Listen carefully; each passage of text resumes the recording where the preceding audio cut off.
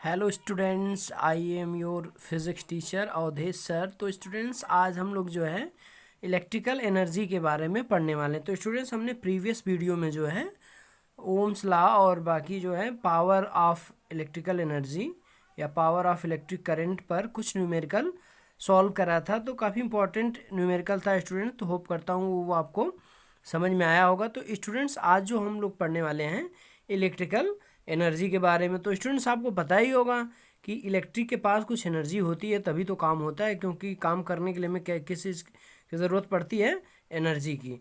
तो okay students, तो आज हम लोग पढ़ेंगे इलेक्ट्रिकल एनर्जी के बारे में। तो ऐसा पता चलता है कि जब इलेक्ट्रिक करंट आता है तो फैन मूव करने लगता है, मोटर रन करने लगता है।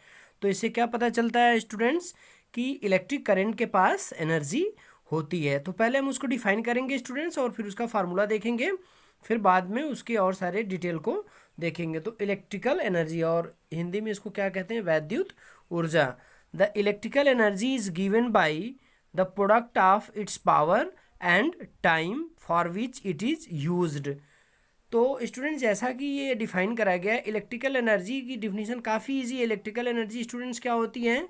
ये जो है पावर और अगर टाइम का हम मल्टीप्लाई कर दें तो हमें क्या मिलता है? इलेक्ट्रिकल एनर्जी मिलती है। तो स्टूडेंट्स, पावर का फार्मूला हमने पढ़ रखा है।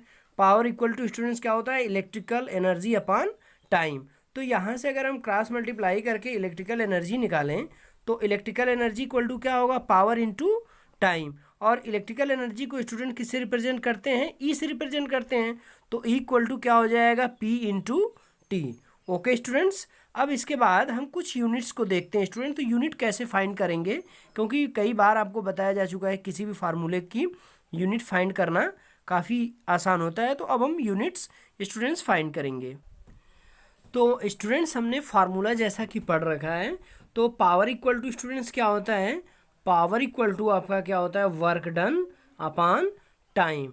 तो स्टूडेंट्स, आपको पता होगा, आप हायर क्लासेस में पढ़ेंगे भी, ये वर्क ही है जो एनर्जी में चेंज हो जाता है। तो जैसे जो हम वर्क करते हैं वही एनर्जी होता है, हमारी एनर्जी से ही वर्क होता है। तो यहाँ से हम इसको क्या बोल देते हैं? इसको इलेक्ट्रिकल एनर्जी बोल देते हैं। तो अब यहाँ से स्टूडेंट हमारे पास power equal to electrical energy upon time हो जाता है। ओके स्टूडेंट्स, तो ये आपको समझ में आ रहा होगा, इलेक्ट्रिकल एनर्जी अपॉन टाइम। तो अगर हम एनर्जी निकालना चाहें यहाँ से इक्वल टू, तो P इंटू टी हो जाता है। ओके स्टूडेंट्स, अगर हमें यूनिट्स फाइंड करने के लिए कहा जाए, यूनिट्स ऑफ इलेक्ट्रिकल एनर्जी, तो कैसे फाइंड करेंगे स्टूडेंट्स? तो हमें इसकी यूनिट फाइंड करना है, तो उसके लिए हमें क्या करना होगा? इसकी यूनिट लिखना होगा और इसकी यूनिट्स लिखना होगा। तो यहाँ से पावर की यूनिट स्टूडेंट्स क्या होती है? वॉट्स। एसआई यूनिट जो पावर की है वो क्या है? वॉट्स। और टाइम की यूनिट क्या होती है? आवर। तो ये क्या हो जाएगा? Watts hour. Watts hour. और एनर्जी की दूसरी यूनिट क्या होती है स्टूडेंट्स? जूल। एनर्जी की अनदर यूनिट क्या होती है? जूल। तो ये वाट्स आवर भी हो सकता है आपका, और इसके अलावा जो है जूल भी हो सकता है, और इसकी अनदर यूनिट भी होती है, क्योंकि पी का फार्मूला क्या होता है students? P equal to V into I, यानी वोल्ट इंटू एम्पियर। तो अनदर यूनिट क्या हो जाएगी? Volt into ampere into hour. तो स्टूडेंट्स, ये भी यूनिट्स आपको समझ में आ रही होगी, क्योंकि हमने पढ़ रखा है कि P इक्वल टू क्या होता है? वी आई। तो वी की यूनिट क्या होती है? वोल्ट, और इसकी यूनिट क्या होती है? एम्पियर, और यानी volt into ampere into hour. तो हमारे पास तीन यूनिट्स मिल गई। एक तो एनर्जी की यूनिट स्टूडेंट्स क्या होती है? जूल होती है। दूसरी फार्मूले से यूनिट्स क्या आ गई? वाट्स इंटू आवर आ गई। इसके बाद अनदर जो P का फार्मूला, उसे हमें क्या मिल गया? Volt into ampere into hour. तो स्टूडेंट्स, आपको समझ में आ गया होगा। एनर्जी की जो कॉमर्शियल यूनिट है स्टूडेंट्स, वो आपकी है किलोवाट आवर। ओके स्टूडेंट्स, ये आपकी किलोवाट आवर होती है। तो अब हमसे एग्जाम में इस टॉपिक से एक छोटा सा जो है न्यूमेरिकल टाइप ही बोलेंगे, न्यूमेरिकल ही पूछ लिया जाता है स्टूडेंट्स। तो काफ़ी इजीली हम उसको सॉल्व कर देंगे। तो ये पूछा जाता है 1 किलोवाट आवर में कितने जूल होते हैं? ओके स्टूडेंट्स, 1 किलोवाट आवर में कितने जूल होते हैं? तो हमें पता है। अब देखिए, हमें जो प्रीवियस वीडियो में हमने पढ़ रखा है कि 1 kilowatt equal to how many watt? 1000 watt. Okay students, and 1 hour equal to how many seconds, 60 into 60 second. Okay students, तो अब हम इसको कन्वर्ट कर देंगे 1 किलो आवर को जूल में, या तो अब देखिए हमारे पास क्या आ जाएगा, किलो वाट को वाट में बदल देंगे तो ये हो जाएगा 1000, और आवर को सेकेंड में बदलेंगे तो 3600 हो जाएगा। तो यहाँ पे हमारे पास क्या हो जाएगा 36, 1 2 यानी 1 2 3, तो कुछ स्टूडेंट इस तरह से हमें मिलेगा। तो हम इसको क्या करेंगे, स्टैंडर्ड फॉर्म में कन्वर्ट कर देंगे। तो स्टैंडर्ड फॉर्म में कन्वर्ट करेंगे तो स्टूडेंट 3.6 इंटू 10⁻6 जूल ये हो जाएगा। ओके स्टूडेंट्स, तो आपको समझ में आ गया कि 1 किलो वाट आवर में, यानी 1 किलो वाट आवर में 3.6 इंटू 10⁻6 जूल एनर्जी होती है। तो स्टूडेंट्स ये आपको याद रखना होगा, एग्जाम में 1 मार्क्स में क्वेश्चन पूछा जा सकता है, तो काफ़ी इंपॉर्टेंट है स्टूडेंट, तो इसको याद रखेंगे। 1 किलो वाट आवर में 3.6 इंटू 10⁻6 जूल होता है, और किलो वाट आवर का ये आपके पास सिंबल है kWh। ओके स्टूडेंट, दूसरा जो इंपॉर्टेंट है इस पॉइंट से आपका, वो है 1 हॉर्स पावर। 1 हॉर्स पावर, तो 1 हॉर्स पावर में जो है स्टूडेंट्स कितने वाट्स होते हैं, 746 वाट्स होते हैं, इसको भी आपको याद रखना है। और हॉर्स पावर को शॉर्ट में क्या बोलते हैं, HP। 1 HP equal to 746 watts होता है स्टूडेंट्स, तो ये आपको समझ में आ गया होगा। इसके बाद दूसरी जो यूनिट है इलेक्ट्रॉन वोल्ट। 1 इलेक्ट्रॉन वोल्ट, जो इलेक्ट्रॉन के ऊपर एनर्जी होती है, 1 electron volt equal to 1.6 10⁻⁻19 joule energy होती है। तो स्टूडेंट्स ये सारे जो आपको फार्मूले बताए जा रहे हैं या वैल्यूज़ बताई जा रही हैं, आप वीडियोस को पॉज करके, जो वीडियोस को पॉज करके आप इसको लिख लेंगे स्टूडेंट्स, ये काफ़ी इंपॉर्टेंट है। तो स्टूडेंट्स इलेक्ट्रिकल एनर्जी आपको समझ में आया होगा। क्या इलेक्ट्रिकल एनर्जी होती है, जो इलेक्ट्रिक के पास एनर्जी होती है स्टूडेंट, जो इलेक्ट्रिक के पास एनर्जी होती है हम उसी को क्या कहते हैं, इलेक्ट्रिकल एनर्जी कहते हैं। और इलेक्ट्रिकल एनर्जी का सिंपल सा फार्मूला स्टूडेंट्स क्या दिख रहा है, power into time equal to P into T होता है। और यहाँ पे देखिए स्टूडेंट नोट्स के रूप में लिखा गया है, commercial unit of electrical power is kilo watt hour, in short form it is written as kWh। 1 kilo watt hour equal to 3.6 into 10⁻6 joule होता है। 1 horse power equal to 746 watts होता है। नंबर ऑफ यूनिट्स, एक students एक नई चीज़ आपको बतानी थी, तो इसको हम बताएंगे। ओके स्टूडेंट, तो स्टूडेंट्स इस फिगर को आप पहचानते ही होंगे, ये फिगर आपको स्टूडेंट दिख रहा है क्लियर। तो ये स्टूडेंट्स एक जो है हमारे घरों में जो इलेक्ट्रिक मीटर लगा रहता है वो उसका फिगर है, ये काफ़ी इजीली आप समझ रहे हो। तो कमर्शियल जो यूनिट होती है, देखिए यहाँ पे लिखा है kWh। आपके भी जो घरों में, अगर आपके घर में ये मीटर लगा हुआ है इलेक्ट्रिक मीटर, तो आप इसकी रीडिंग को पढ़ सकते हो। यहाँ पे स्टूडेंट्स एक जो ट्रिप बटन रहती है, अगर आप उसको प्रेस करोगे बार बार, टाइम, वोल्टेज, करंट और कितनी एनर्जी आपने यूज किया है ये इसको दिखाता है।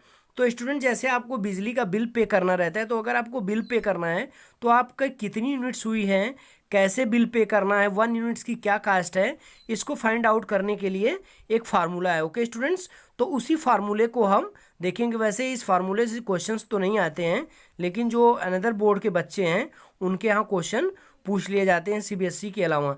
तो स्टूडेंट्स हम देखेंगे कि नंबर ऑफ़ यूनिट्स किसी भी घरों में, जैसे आपके घरों में बल्ब है, फ्रिज है, फ़ैन है, टेलीविज़न है, तमाम सारी डिवाइसेस, इलेक्ट्रिकल डिवाइसेस लगी रहती हैं, तो वो कितना एनर्जी यूज कर रही हैं उनको काउंट करने के लिए एक फार्मूला है स्टूडेंट। तो उस फार्मूले को हम देखते हैं।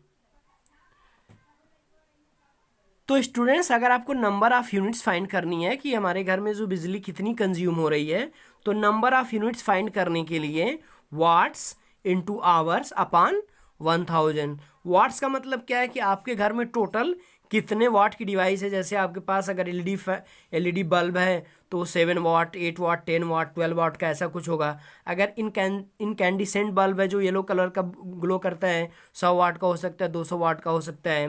फ्रिज आपके पास है, रेफ्रिजरेटर है, 500 वाट का हो सकता है। ओके स्टूडेंट्स, अगर आप आयरन यूज करते हैं तो 1000 वाट का हो सकता है, 1200 वाट्स का हो सकता है।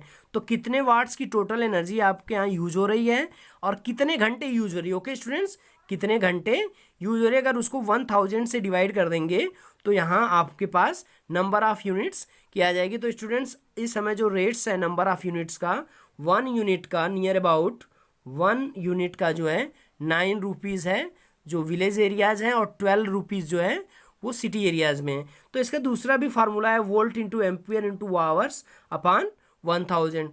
तो स्टूडेंट्स मैं होप करता हूँ कि नंबर ऑफ यूनिट्स अगर फाइंड करना हो आपको तो आप निकाल सकते हैं। तो स्टूडेंट्स ये आप वीडियो को पॉज करके लिख भी सकते हैं। इसके बाद देखिए कमर्शियल यूनिट जो इंपॉर्टेंट है, ये तीनों चीज़ें आपके एग्ज़ाम के लिए स्टूडेंट्स काफ़ी इंपॉर्टेंट है और ये फार्मूला। इसके बाद स्टूडेंट्स हम जो है नेक्स्ट टॉपिक पढ़ने वाले हैं। फर्स्ट चैप्टर की लास्ट टॉपिक जो है heating effect of electric current. Okay students, तो पहले देखेंगे हीटिंग इफेक्ट क्या होता है, उसके बाद देखते हैं। तो students heating effect of current क्या होता है, heating effect of electric current क्या होता है, इसको डिफाइन करेंगे। When an electric current is pass through a high resistance wire, the wire becomes very hot and produce heat, this is called the heating effect of current. तो students आपने देखा होगा कि जब हमारे घरों में कोई डिवाइस होती है जिसमें करंट को हम क्या कराते हैं, फ्लो कराते हैं, तो जब करंट उसके अंदर से होके जाती है तो वो काफ़ी गर्मी प्रोड्यूस करता है। तो उसी को हम क्या कहते हैं, करंट का हीटिंग इफेक्ट, और हिंदी में इसको क्या बोलते हैं, वैद्युत धारा का उष्मी यानी गर्मी देने वाला प्रभाव। ओके स्टूडेंट्स, तो देखिए करंट के कई इफेक्ट होते हैं। तो इस चैप्टर में जो है करंट चैप्टर में हम हीटिंग इफेक्ट पढ़ने वाले हैं। फिर नेक्स्ट चैप्टर जब हम पढ़ेंगे 10th का तो उसमें मैग्नेटिक इफेक्ट भी पढ़ेंगे। तो मैग्नेटिक इफेक्ट क्या होता है, जैसे स्टूडेंट्स आपने देखा होगा कि करंट आई तो फैन मूव करने लगता है, मोटर चलने लगता है, तो ये सारी चीज़ें मैग्नेटिक इफेक्ट में आती हैं। तो काफ़ी इंटरेस्टिंग है, तो इसको स्टूडेंट्स हम नेक्स्ट चैप्टर में पढ़ेंगे। तो बहरहाल इस चैप्टर में जो है हम हीटिंग इफेक्ट पढ़ेंगे। तो स्टूडेंट वैद्युत धारा का उष्मी प्रभाव या हीटिंग इफेक्ट क्या होता है, बहुत ही सिंपल सी बात है।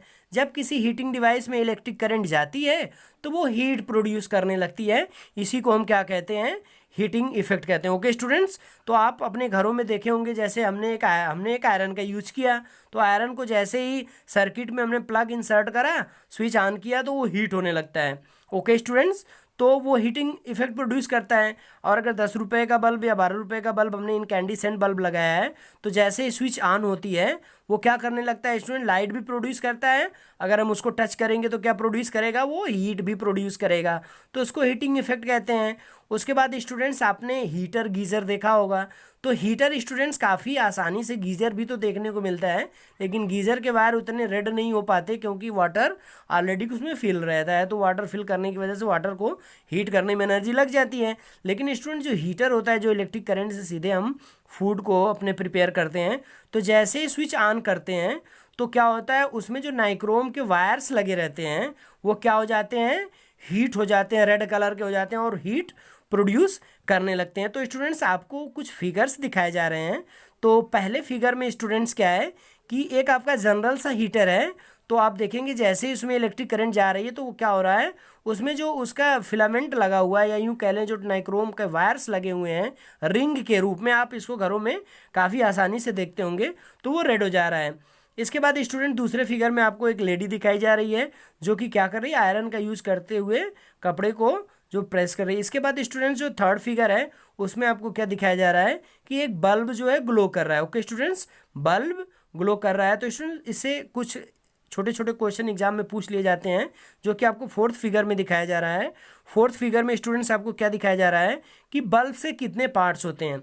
तो स्टूडेंट्स बल्ब में जो एक सर्कुलर होता है जो ग्लो करता है, वो किस फिलामेंट बोलते हैं उसको, वो किस मटेरियल का बना होता है, तो उसका क्या नाम होता है स्टूडेंट, टंगस्टन का बना होता है। तो टंगस्टन का क्यों बनाया जाता है, क्योंकि उसका रेजिस्टेंस और मेल्टिंग पॉइंट हाई होता है। अगर हम आयरन का बना देंगे तो स्टूडेंट्स क्या होगा, आयरन का बना देंगे तो मेल्ट कर जाएगा, तो जल्दी बल्ब आपका फ्यूज हो जाएगा। मेल्ट करने का मतलब क्या है, बल्ब फ्यूज हो गया। ओके स्टूडेंट्स, तो ये आप याद रखेंगे, जो फिलामेंट होता है वो किसका बनाया जाता है, टंगस्टन का बनाया जाता है। क्यों बनाया जाता है, क्योंकि उसका रेजिस्टेंस और मेल्टिंग पॉइंट हाई होते हैं, इसलिए वो ज़्यादा लाइट प्रोड्यूस करता है। ओके स्टूडेंट्स, तो ये आपको समझ में आ रहा होगा।